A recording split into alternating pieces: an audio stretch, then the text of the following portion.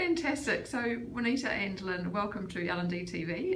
It's fantastic to have caught up with you yesterday, and thanks for coming in at 7:30 in the morning, coffees and all, to be on L&D TV this month. So it's really appreciate that.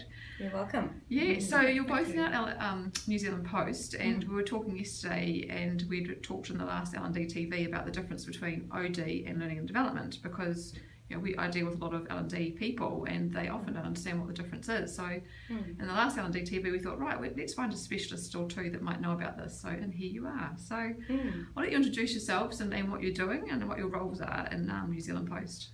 Great. So my name is Juanita Theron, and I'm the acting head of people experience at New Zealand Post. And in that remit is learning and development, organisational development, as well as talent sourcing. Fantastic. And I'm Lynne Howard. I've been with New Zealand Post for 2.5 years in the role of learning and development specialist. Fantastic, that's good. And so if you had a bit of a think overnight about what the differences are between the two, so do you want to kick off, Juanita? What's your sort of thoughts on the differences between the two? So I think for me there are three kind of big buckets of difference. I think the first thing is what we focus on. The second would be around the type of problems we solve, and the third is the kind of skill sets that we dial up. And then there's a lot of crossover in the middle. So when we think about what we focus on, so in OD we tend to focus on organisational effectiveness and team effectiveness, and in learning we tend to focus on individual effectiveness. Okay, interesting. Yeah. Yeah, and so what we in OD would be thinking about is, is the organisation clear on purpose and vision and values and strategy? How aligned are the leaders on that, and to what extent are they mobilising that, bringing it to life in the organisation? Where in learning we would take it from the bottom up again, and then go to what extent are people connected with that, and what are the skill sets they need, and how will we develop those skill sets. Okay. So all those three groups obviously work together really closely, and that's why there is a little bit murkiness around where does one stop and where does one start, because it's not really a hard line in the middle. The second part for me is around the type of problems we solve.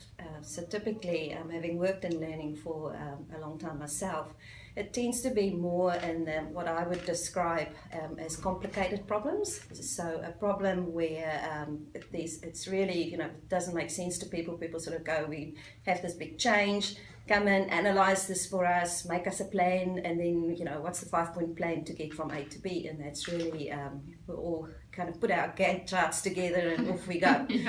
With the OD space, it's a lot messier than that. And so what how I would describe that is working more in the complex kind of problems. And so the definition of a complex problem is that the problem changes as you work on it. And so there's so many moving parts that you can't actually analyse it.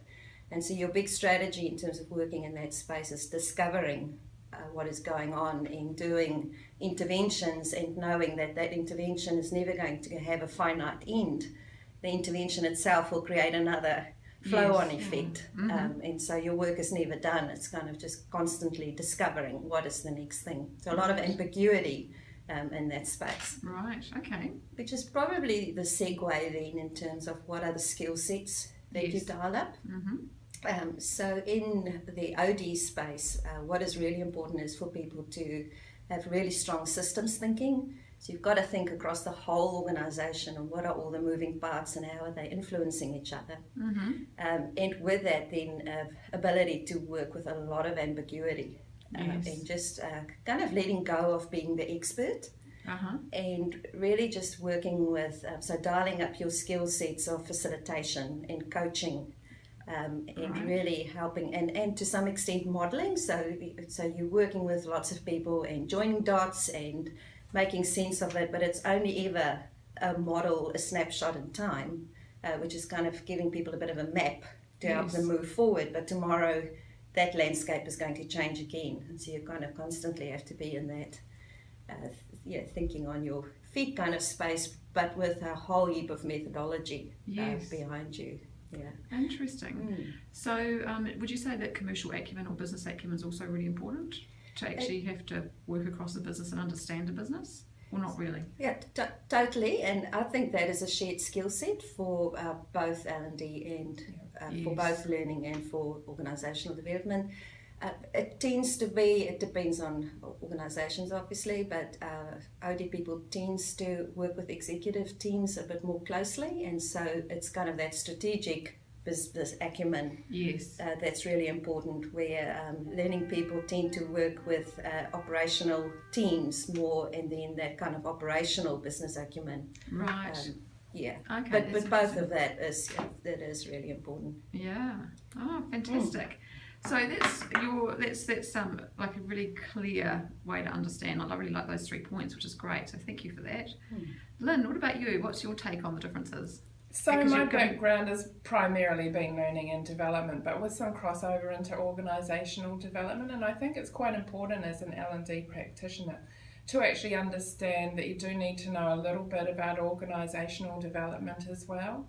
When we're dealing with learning and development initiatives, we're very clear on the problems that we're solving, and we're quite clear on the objectives we're working towards. So what are the outcomes of this intervention? And usually those are at an individual level, so you can very quickly identify the success of the work that you've been doing with individuals. But quite often people in the business will come to you and they'll have a problem, and they'll think that training is the answer to the problem. But often the problem isn't with people's individual skill.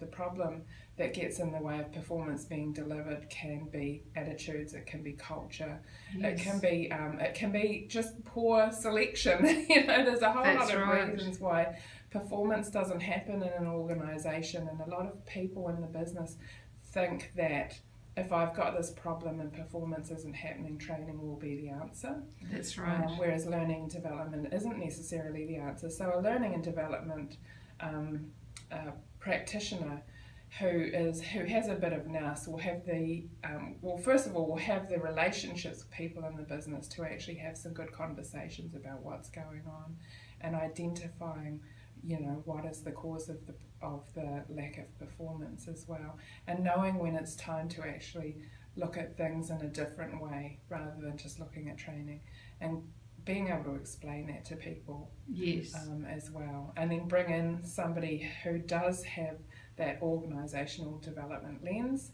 or if you're in a role that has a crossover, being able to start that process yourself as well. That's fantastic.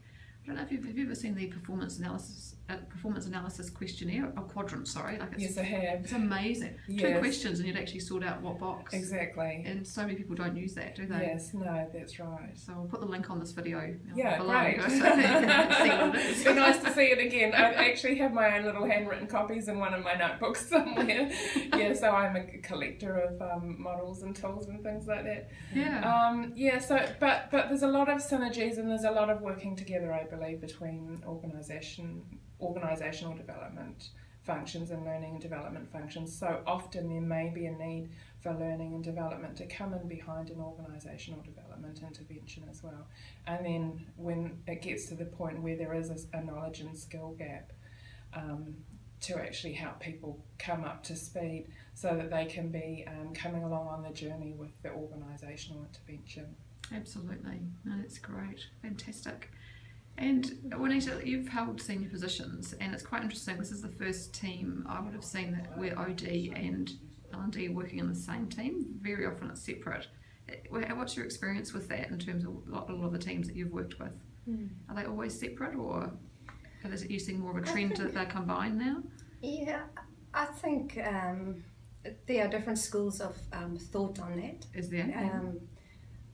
I quite like the way that we work at New Zealand Post, and that is to kind of get away from the disciplines and go more around what is it that we want to achieve. Nice. And so at New Zealand Post, for us, it is about how do we improve the people experience. Nice. And then what skill sets do we bring to that? Yeah. And so we work really closely with our marketing team because they've got expertise in how to design great experiences for our customers. So what can we learn from that world? Nice. We work closely with our business improvement teams that are very skilled in problem solving and teaching us things around agile project management, that kind of thing. Yes. And then working with, so we've grouped together talent sourcing as well, because we do have a bigger lens around what capability do we buy or build capability. That's and right. Having the sourcing team closely together with both learning and organisational development, it just means we're kind of on the same floor, in the same team,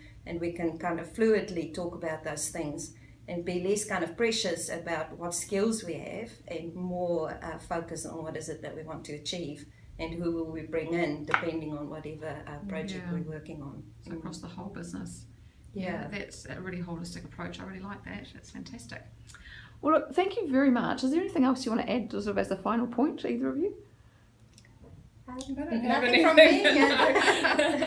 And the fantastic thing is you're off to do some human-centred design with some leaders today. Is that what you're doing? We are, yeah. And it's good to see that methodology creeping into L&D and OD. So, and they're really loving it, aren't they? It's a very good experience. It has been a really positive experience for them, and they're saying things like, I didn't realise I was creative. Yeah. Exactly. Yeah. Fantastic. Yeah. And a lot of, high five moments in the room when people get that sense of, wow, this was so complicated, we didn't think we could figure this out, and wow, look, we cracked it, and it didn't take us that long. So they're quite surprised at how quickly they can get clarity on things that they are considered to be quite complicated before they came in. Which is quite good. That's great. I only know of one other company in New Zealand using that in also an L&D OD space, although you're more sort of with the leaders, and that's one of the insurance companies up in Auckland. So it's really good to see that coming into companies. Fantastic. Well, have a great week, and thank you very much. Really appreciate your time. You're welcome.